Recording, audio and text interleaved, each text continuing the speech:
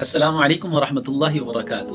آج 22 رجب حضرت امیر معاویہ رضی اللہ تعالیٰ عنہ کی وصال کا دن۔ حضرت امیر معاویہ رضی اللہ تعالیٰ عنہ اسلام کے عظیم اصحاب میں جن کا تعلق نبی کریم صلی اللہ علیہ وسلم کے ساتھ بہت قریبی ہے۔ آپ رضی اللہ تعالیٰ عنہ کا شمار کاتبین وحی میں سے ہوتا ہے، وہ جنہوں نے اپنے ہاتھوں سے قرآن پاک کی آیات لکھی۔ حضرت امیر معاویہ رضی اللہ تعالیٰ عنہ کی خصوصیات میں علم، حکمت اور سیاسی بصیرت شامل تھی۔